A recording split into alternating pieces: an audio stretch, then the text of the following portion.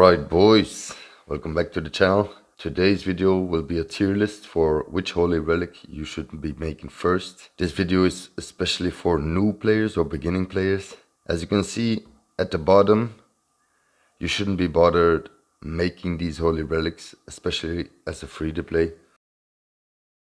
Here these are the collab characters, and the collab characters, the way it works actually, if you have a collab running and you have like 4 new units, you will get only 4 new holy relics or 4 holy relic material sets. So you can make 4 holy relics. If you missed out on one of them previously and you still want to make it, you can still make it, but you will have to sacrifice one of the holy relics from the new units. So when there is a collab out, you can still make old collab units holy relics, but you will sacrifice a new one for it. So keep that in mind. The collab heroes you can see here are the ones you should have their holy relics for. They're pretty useful in some content, especially her and these two of course. But especially her, she boosts the basic stats by 30% of the unknown race, so pretty good. And these are also collab units, but they're less important or less relevant. As you can see, I forgot Terry. Of course, Terry is also in this list. It's a very good character and a good holy relic. There are 3 holy relics you should be working on first, and they are the 3 Ragnarok characters. You have Megellda, you have Jormungand, and you have Thonar. These are the 3 holy relics you should be making first before you make any other holy relic. If you're already playing for a while, you should be having all 3 of them for free by now. If you played it smart, you gave it to them and you can make all the holy relics easier now. So why are they so important? I also put the demonic beast unit holy relics here. I'm gonna explain too why. So you have Brunhild, Cusack, Skadi, and Hijack. These units are my preferred units to work on first because they are the units used in the demonic beast battles. These are my favorite teams. I'm gonna show you the teams so you can understand better.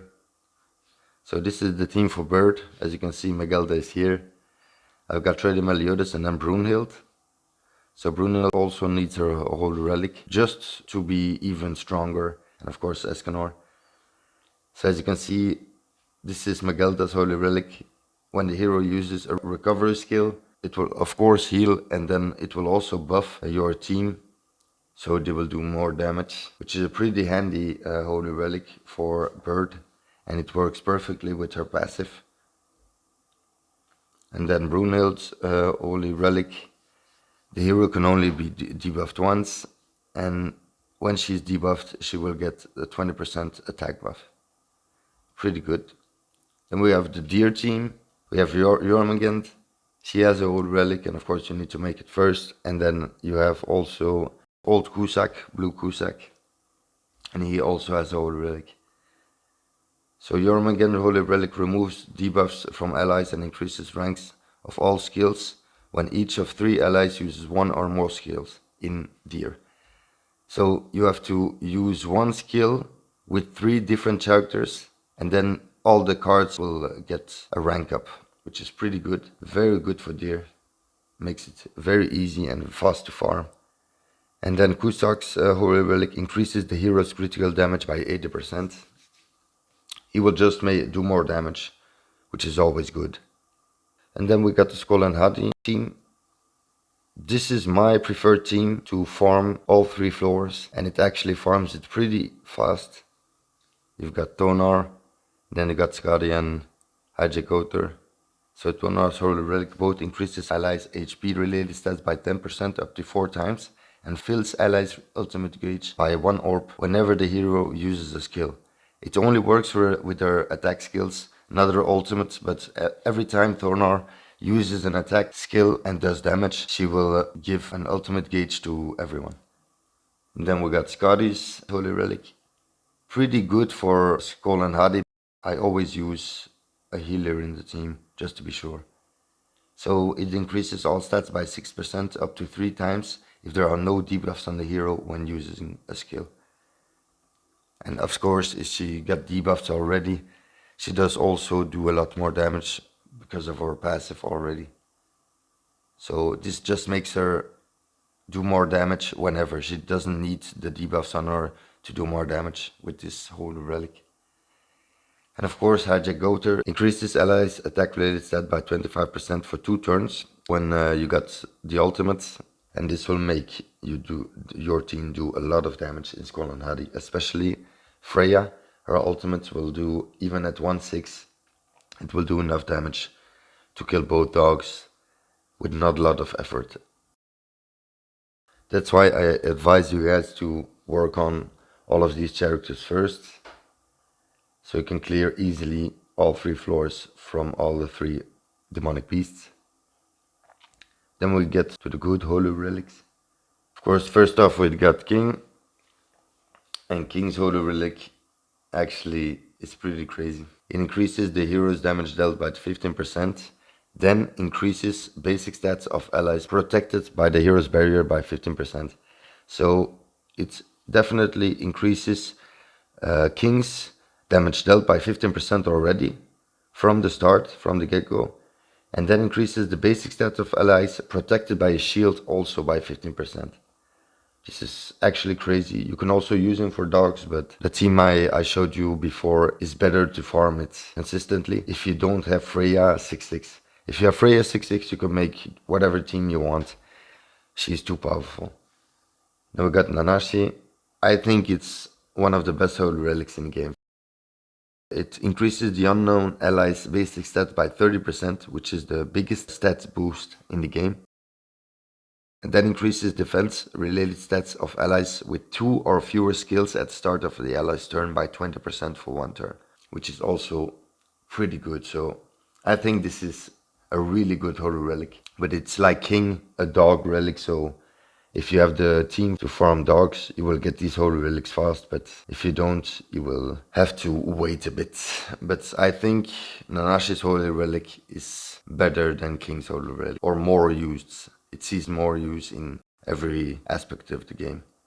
Then of course, Blue Chandler. He removes debuffs from himself when using a stance skill and decreases damage taken by 30% for 2 turns and increases HP related stats by 20%. Pretty crazy. If you equip your Chandler with lifesteal gear and some lifesteal rolls on the HP gear at the bottom, you can make him actually almost unkillable. He will heal fully after every attack when you got a stance up. You can almost not kill him, only if you can one-shot him. Pretty crazy. So if you could use the demon team, and if you want to use Chandler, you should definitely get his holy relic, which is also a dog holy relic. I think actually the dog holy relics are the best holy relics in the game at the moment, or has the most good holy relics. So the old Zeldris holy relic decreases debuffed enemies attack related stats by 10% when using skills, and it keeps doing it actually. So when they use skills, they will get their attack related stats decreased by 10%. Still a good unit as a back unit, especially if you use debuff teams that debuff the enemy, or if you just use a demon team and you don't have the new Zeldris, or you just want to use this one. Still very reliable. Of course, we also have all the Archangels. These are really good holy relics and very good in PvP also. And I think if there are some good Archangels that are coming, they will see a lot of play again. But they're also good in PvE, especially for knighthood bosses to clear and to get actually over 9,000 points.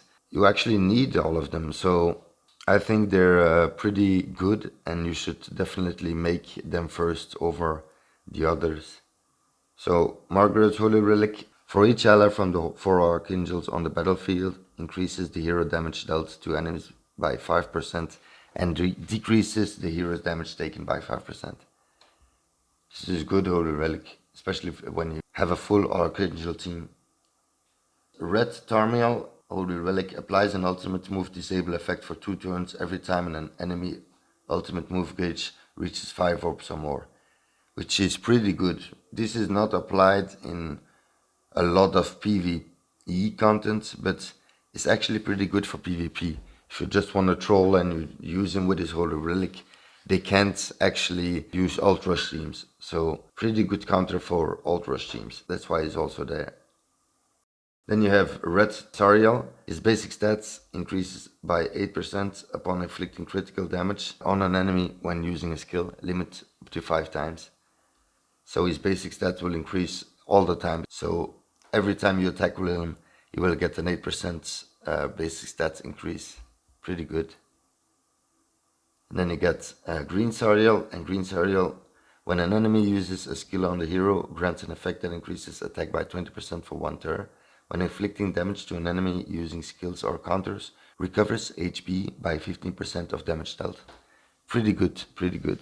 Especially when you will use him in PvP with a full Archangel team. Pretty good Holy Relic. Definitely need it. And then we have Blue Tarmiel. Blue Tarmiel's Holy Relic decreases allies' damage taken by 20% when in a stance and increases damage dealt by counters by 30%. So when you pair him up with the Green Zariel, counters will do 30% more damage. So now the Holy Relics that are good but not to focus on first are all these Holy Relics here. So King's Holy Relic applies an effect which decreases all enemies' defense-related stats by 20% for 1 turn at the start of ally's turn. Applies when entering battle, which is pretty good already with his passive. Comes in very handy in a lot of PvE content. Then you have Guild Thunder, increases the hero resistance, critical resistance and crit defense for 4% for each orb in the hero's ultimate move gauge. Increases by an additional 20% if it's completely filled. So as you can see, not really needed. It's just to gain a bit more CC when you use those teams in PvP. But you don't really need the Holy Relic. And then we got Elizabeth's Holy Relic. Increases allies' HP related stats by 15%. And with this red Elizabeth, Hostess Elizabeth, with her passive, she also heals the team. So she's actually a good character for a lot of PvE content. Then we get Ragnarok Bond. His Holy Relic actually just increases the hero's damage dealt to enemies by 25%. But he doesn't do much damage anyways. So maybe it's just good for his ultimate.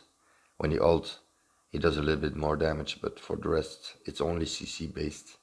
So if you use a team with Ragnarok Barn as a fork character and you need a bit more CC, you can make his Holy Relic, of course.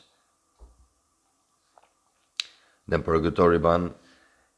His Holy Relic increases the hero's max HP by 15% each time an ally dies. Pretty good for Purgatory Ban. Then we got Lily of Desire. It increases the hero's basic stats by 10% for every debuff effect on the enemy, limit up to 5 times. So this is a good unit on a team that does a lot of debuffs on the enemy. She will do a lot of damage then. Still pretty good unit. Then we got Root Seeker Merlin, the blue one. Decreases all enemies' max HP by the value of 100% of the hero's attack. Applies when entering battle. And not in that match, but in PvP it does work. And of course Trigo applies an effect on the hero for 2 turns, which increases the HP related stats by 30% and taunts enemies at the start of battle. So you see, HP related stats are increased by 30% and he has a taunt for 2 turns. I thought it was 3 turns, but it's 2 turns. Still pretty good. Then we also got Gerard. She is actually good because her Holy Relic prevents fraudulent teams from getting the ultimate when you kill fraudulent.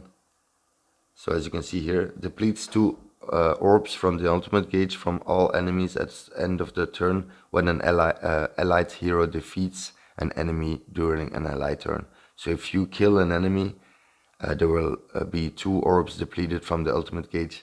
So when they use a fraudulent team and you kill fraudulent, they won't get the ultimate. Pretty good Holy Relic actually. And then we got good in some contents. We have only a few. So of course we have the Goters. Increases allies basic stat by 1% every time the hero uses a buff or a debuff skill. Limits 10 times. Excludes PvP deathmatch debuff attack skills. So yeah, it doesn't really matter, but if you use her in PvP and you want more CC, of course you can make the Holy Relic. But the Holy Relic isn't that great. Then we got Guardian List, increases the hero's basic stats by 30%. Comes in pretty handy because you can actually use this unit for a lot of PvE content. Then we got Green Lollimarla. Increases the hero's attack by 20% when attacking a debuffed enemy. Applies before skill activation. Our attack will only do more damage by 20% if the enemy is debuffed, so you will have to use her debuff skill first, and then you can attack, and then it will do 20% more damage. But yeah, it's great in some contents, but not really that important. And then we got Great Mage Merlin. Increases unknown race allies damage dealt by 35%. It's okay, you can use it in some content. Gemerson Holy Relic increases the hero's damage dealt by 50% when attacking debuffed enemies. And this is a pretty good attack buff. So as if you don't know, Green Gamershin actually is a good farming unit to use to farm gold or some other PvE content. Because if he attacks 3 times, he will actually rank up the whole hand, the whole card set you have. And if you use him with like King and Echidna, the farming will go really fast. So actually a good Holy Relic. But you shouldn't be focused on this one at the start. As you can see, these ones are the first ones you should be working on. Then you should be focusing on these so you can clear all the demonic beasts fast, and then you can make all the good holy relics that you need in the game to clear everything faster. I hope this helped you guys out. If it did, please like, subscribe, and click on the notification bell. I hope I see you next time. Peace out.